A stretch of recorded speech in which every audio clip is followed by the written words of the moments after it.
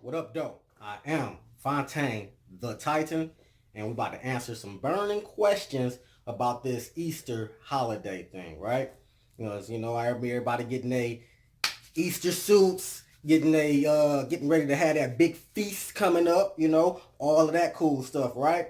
So we celebrate this holiday, but let's get into the reason why we celebrate this holiday, okay? Because a lot of people just do it based off of tradition, being a Christian, or whatever it is going on. Easter eggs, the bunnies, all of that. We about to break all of that down, chop it down to the highest degree though. So it's gonna get chopped down, but it's gonna get brought up at the same time, right?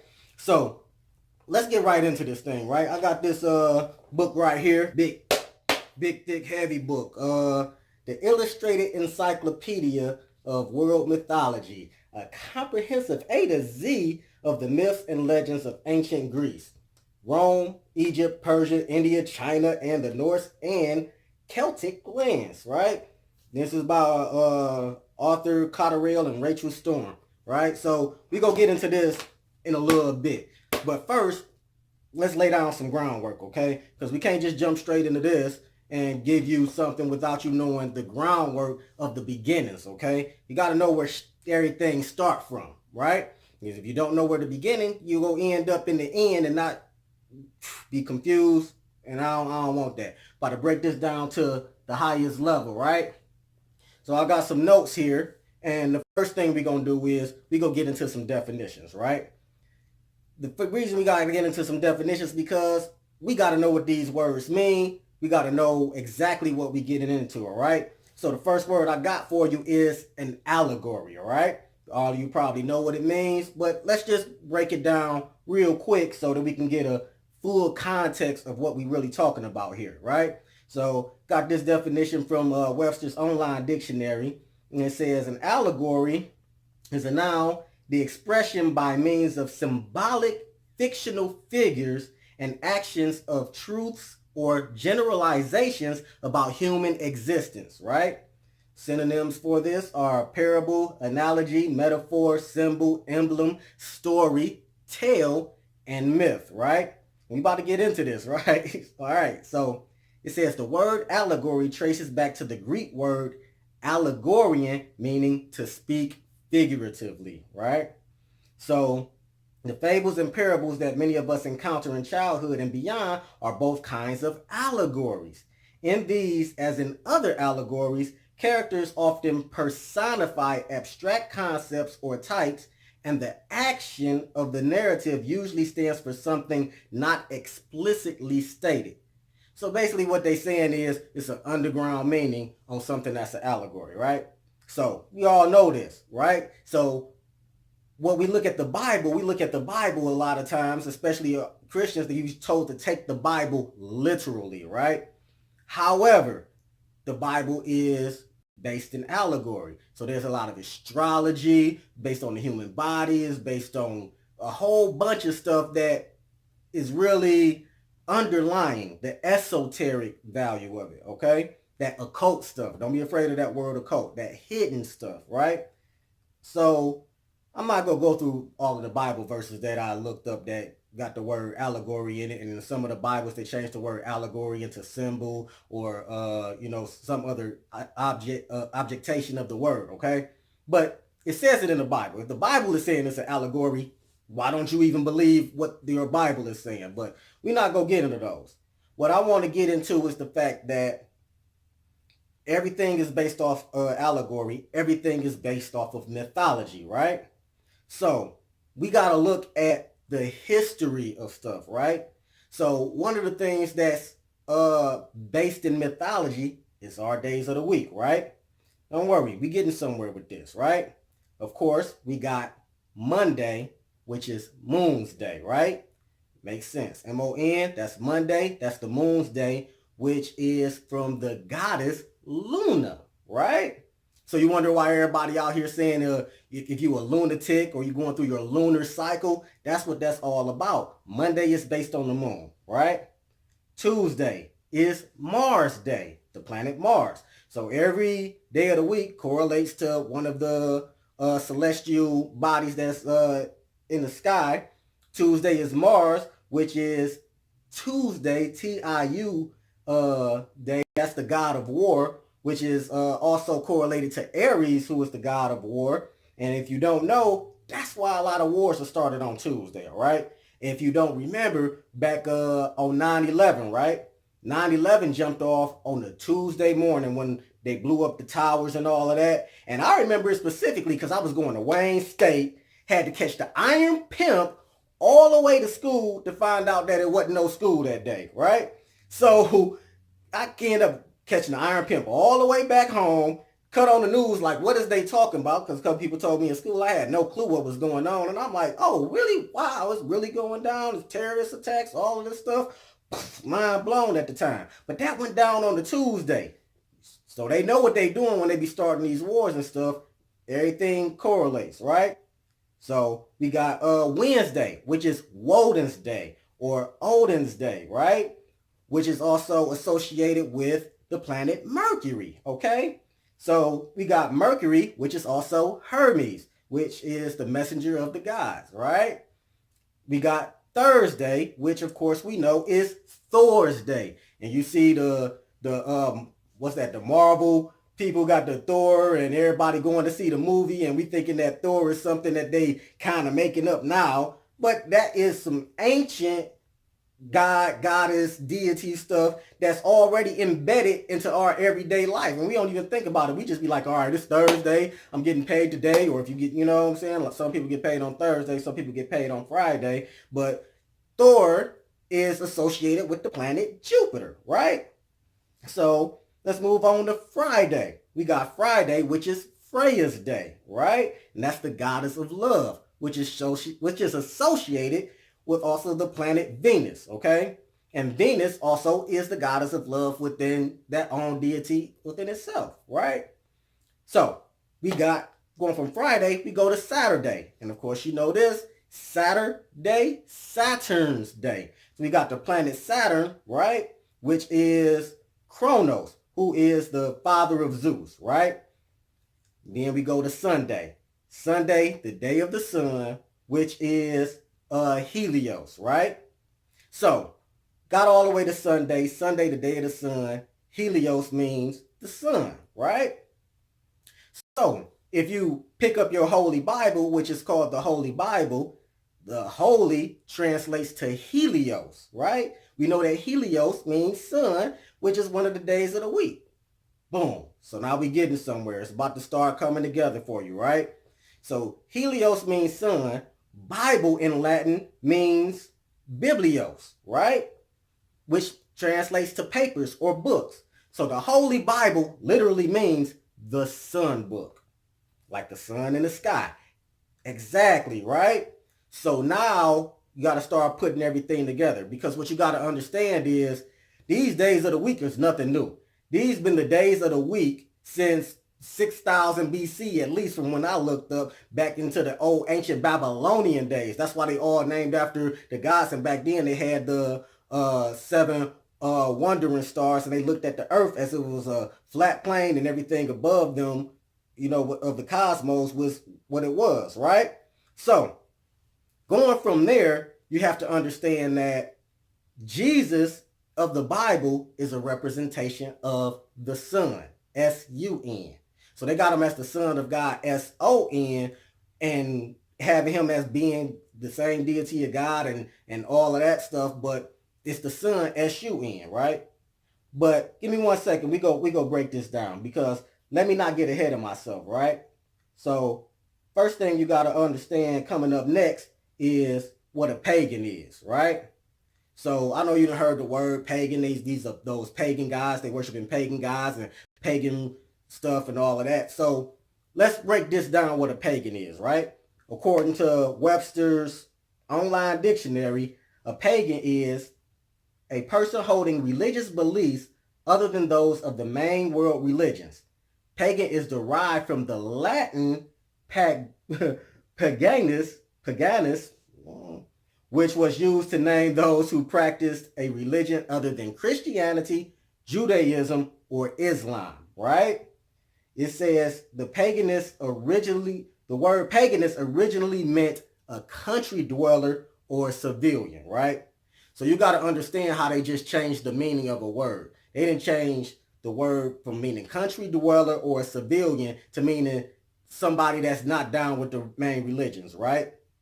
So let me give you an example like this, okay? Let's just say you got on some True Religion jeans, and then next thing you know, everybody in the world starts wearing True Religion jeans. And next thing you know, let's just say everybody that's not wearing True Religion jeans, regardless of what kind of jeans they are, whether they polo, Guess, Tommy Hill, I don't know what folks is wearing, you know what I'm saying? But whatever all those other jeans is, Rustler, Levi, all those other jeans, they just start calling those garbage jeans, right?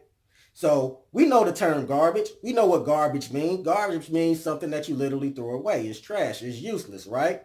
However, let's just say in that paradigm, True Religion becomes so strong, everybody start calling jeans that's not True Religion garbage. And then therefore that name changes, right? So that's what they did to paganism, right? It was one thing, and then based on how they came and constructed it, it became a whole different definition, right? So that's what we got to understand, right?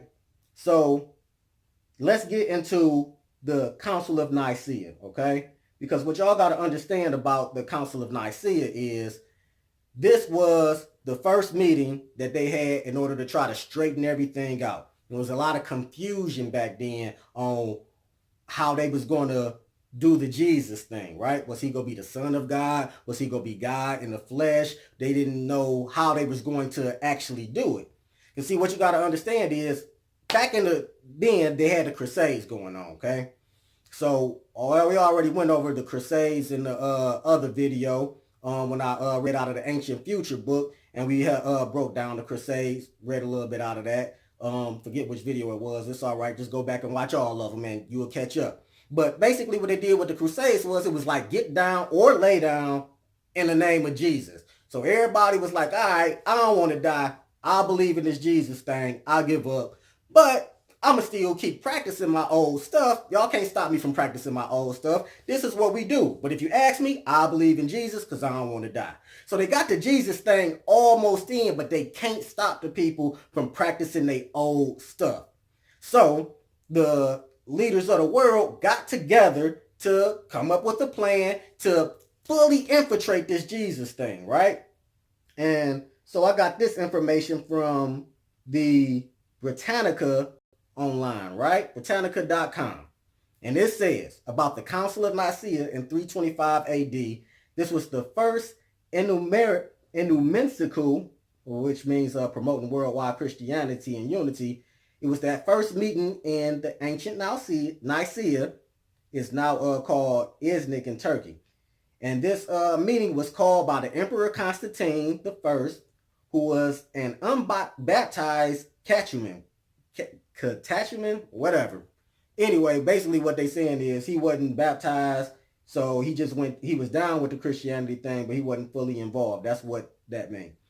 So he presided over the opening session and took part in the discussions, right? He hoped a general council of the church would solve the problem created in the Eastern Church by Arianism, right? Which was a heresy first proposed by Arius of Alexandria that affirmed that Christ is not divine but a created being. All right, so they beefing. They got the beef is on. Constantine and them like, look, we got to make him a divine being. We got to get this laid down. You got other people on the other half like, nah, man, that's not how it go. You know what I'm saying? We made him up. You know, that's basically what the argument was about. Like, look, we made him up, and they saying like, no, we got to make him a divine being. So, what happened is that was proposed by Arius of Alexandria that affirmed that Christ is not the divine but a created being. They said Pope Sylvester I did not attend the council but was represented by delegates, okay? So, the council condemned Arius and with reluctance on the part of some incorporated the non-scriptural word homoousis, I don't know, which means of one substance into the creed, which was the Nicene Creed, right? So that's the first big doctrine that they came out to lay everything down, and that was to signify the absolute equality of the Son and the Father. So they basically said, all right, man, we kicking you out. You ain't down with it. You ain't got to be here. Go ahead on. We go make Jesus a divine being, right? It says the emperor then exiled Arius. That's why I say he kicked him out and act that while manifesting a solidarity of the church and state, underscored the importance of secular patronage in ecclesiastical affairs, right?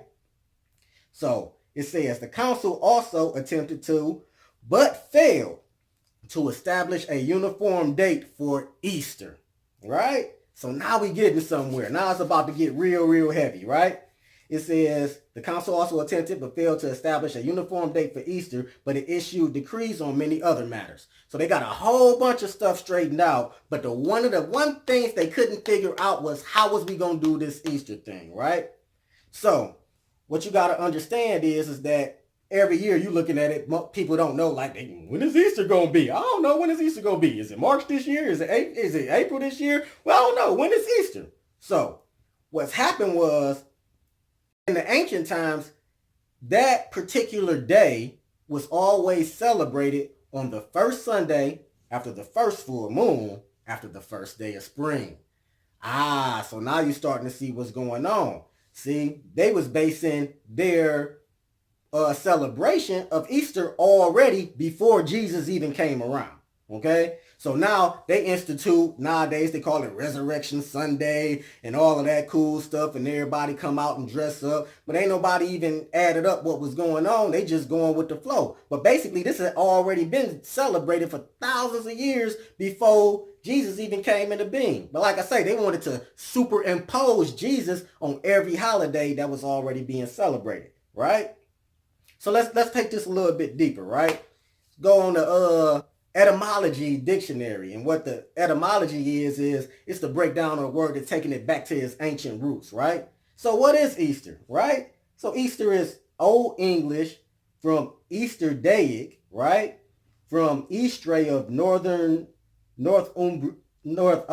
Astre, from Proto-Germanic Austron or dawn, right?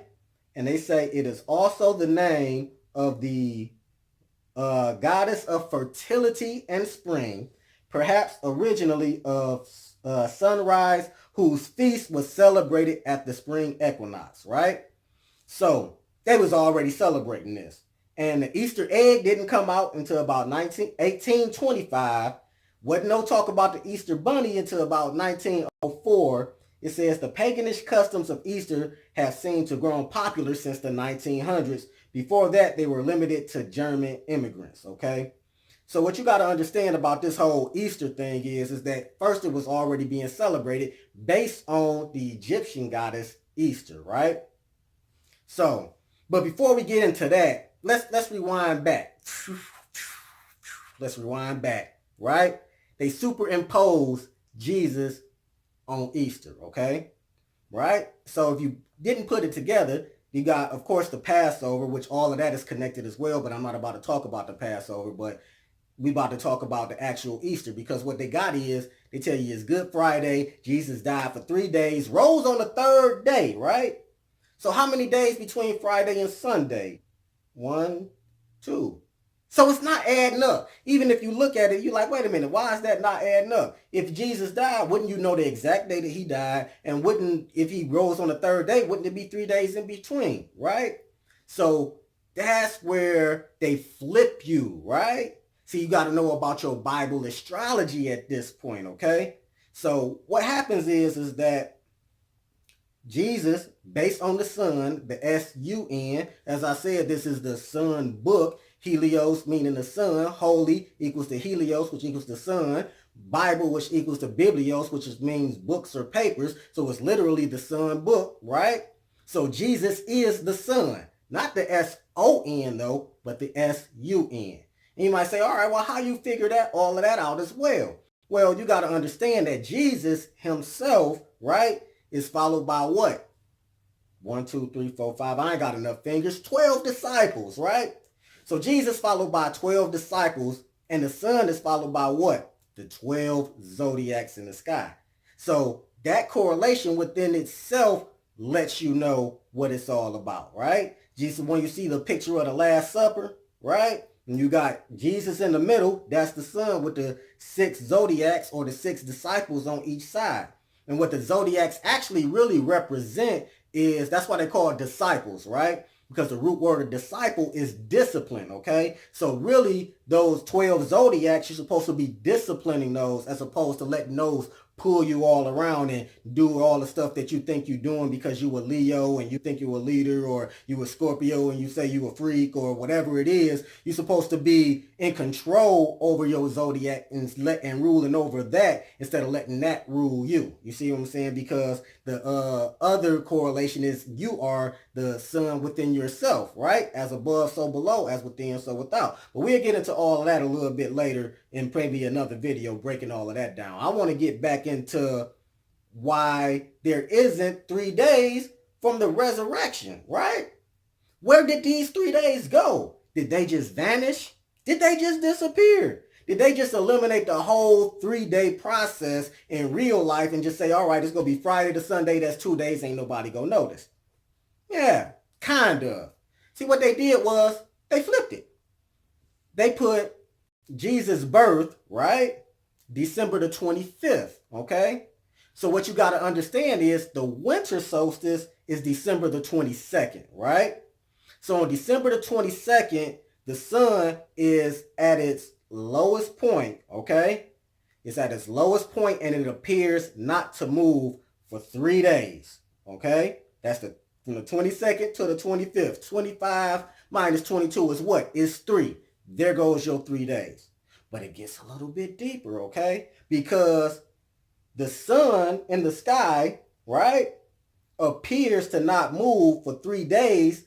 And in the background of the sun is a constellation called, guess what? The Cross, which is literally shaped like a cross. And the sun is literally in the middle of that constellation for 3 days, appearing not to move. Therefore, the sun dies on the cross.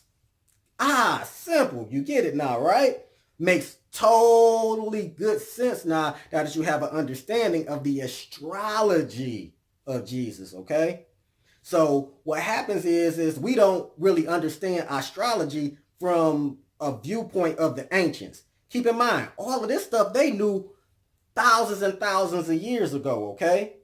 And the advent, the invention of the telescope wasn't until the 1600s, okay? I think it was 1611. I forget the guy who made it, but Galileo improved on it and everybody made improvements going forward. The King James revised version of the Bible didn't come out until the 1600s. So they already knew this information when they put Jesus on there in 325 AD at the Council of Nicea. All of this information was already laid out by the ancients on what the cosmos was doing, okay? They just put Jesus on top of it and personified him, right? So now that they personified him, you have to know that everything is allegory, right? Now you get it. But let's take this a little bit deeper, okay? All right? We got this show, right? It's this show called American Gods. American Gods comes on the Stars. It's in the second season. Second season just not really started maybe a few weeks ago, whatever. Good series if you into that mythology stuff, right?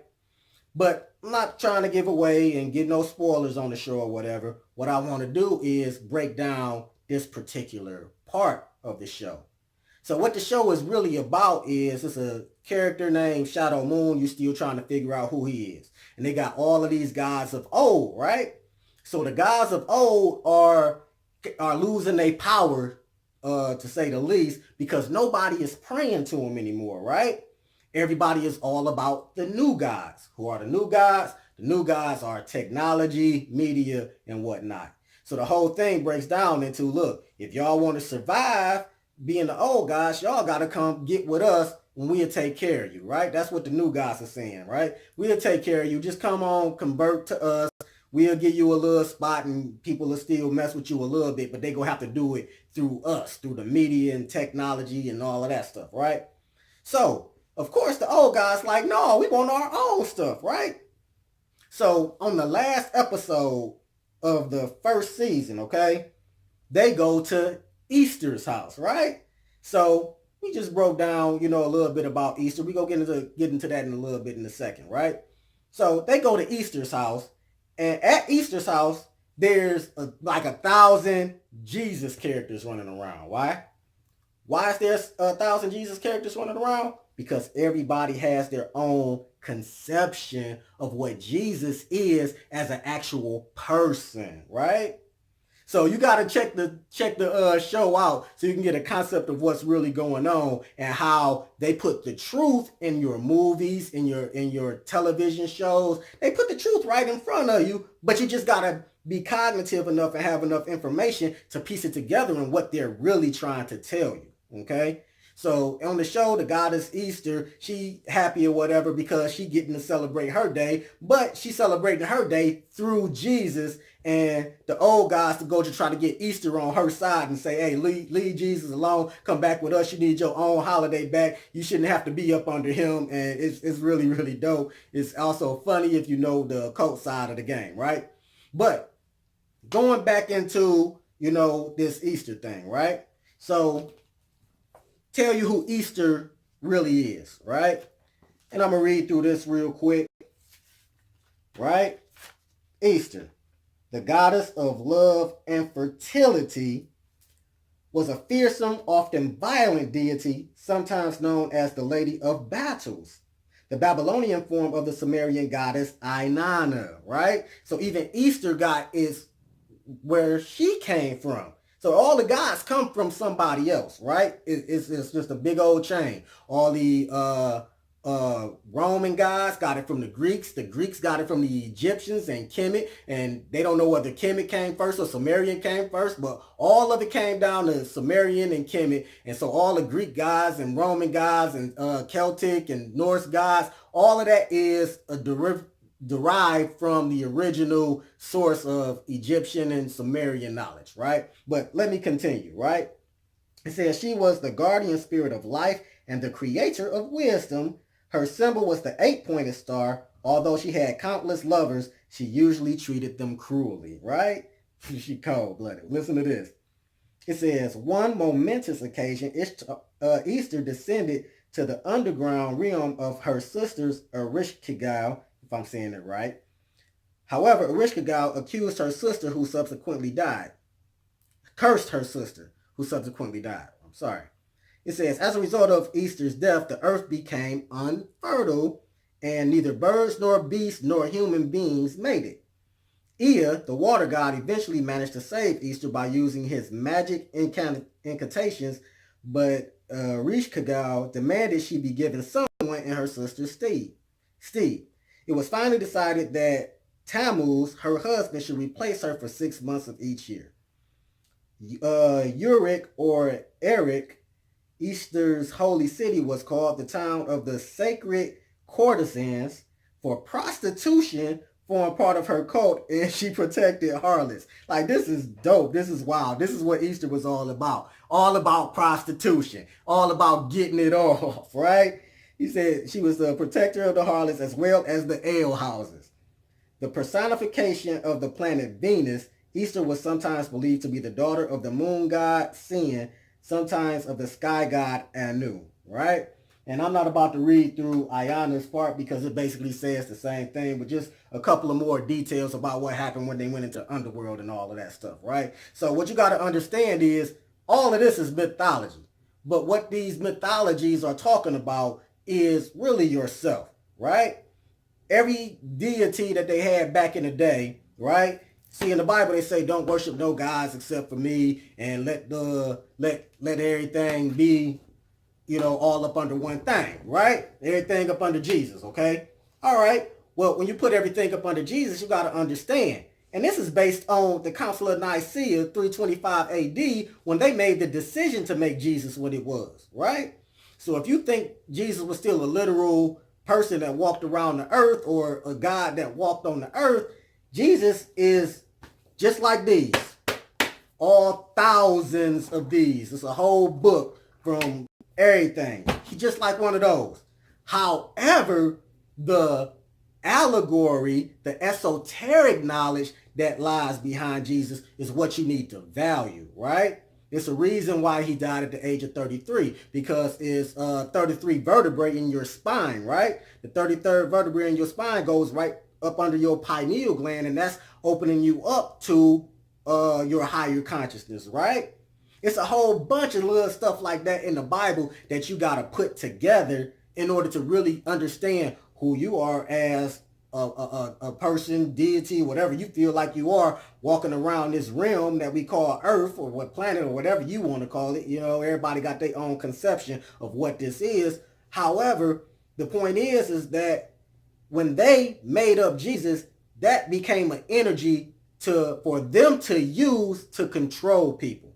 As I said, the Crusades came in. It was get down or lay down for this Jesus thing. And low key, they still doing the Crusades right now. They just don't call them Crusades. See, what they do is they start a war over in another country, and then after they blow up some stuff and take away the people's natural resources, they seeing over what next?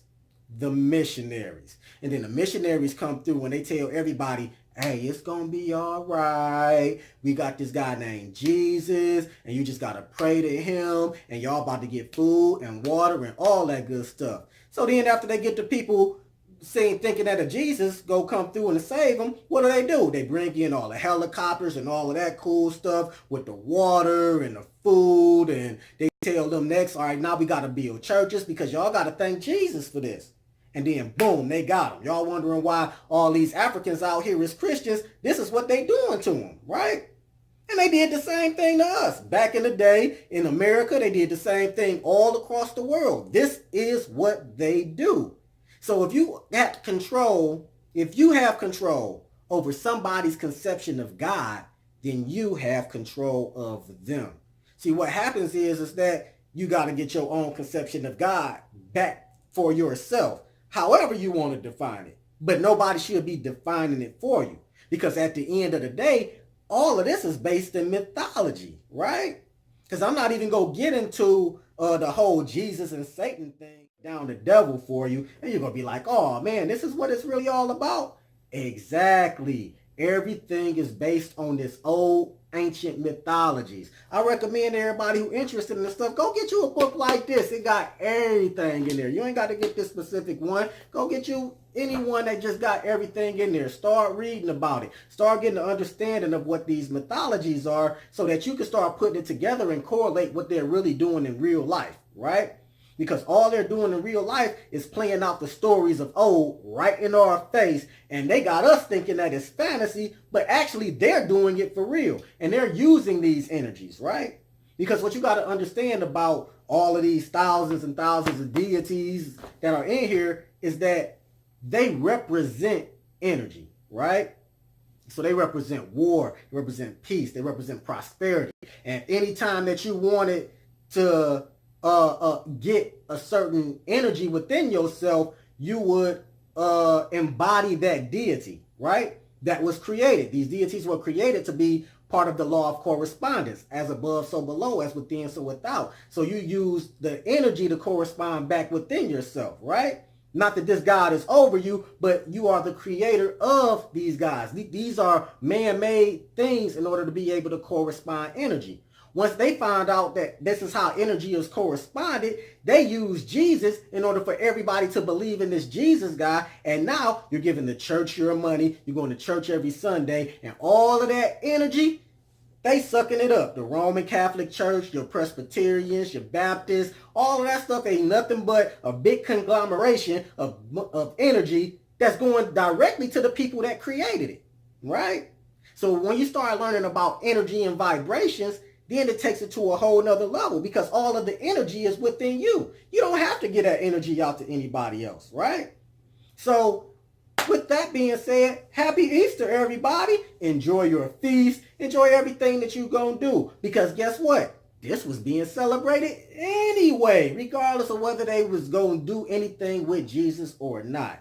So I ain't mad at nobody if you out there with your ham and you out there with your greens and all your good cookings and all of that stuff. Go ahead and enjoy. But this is the breakdown of where it really come from. So you It's up to you on how you want to idealize it in your mind. If you want to hunt the Easter eggs, the bunnies, and all of that, no, it's based on the Egyptian goddess Easter, who was the symbol of fertility, right? It's just that simple. Knowing where the information came from so you can make a better decision about what you're going to do in your life. Yeah, because it ain't, hey, look, I'm doing my thing. I'm raising my vibrations up. I'm learning. I'm researching. And I'm taking things to a really, really high level. And that's why I'm putting this information out here so you can have the opportunity to maybe say, hey, I'm interested in that or I'm not interested in that. And then start putting some stuff together for yourself, right? So, successful, peaceful, prosperous, and healthy. Like, subscribe, share, and peace.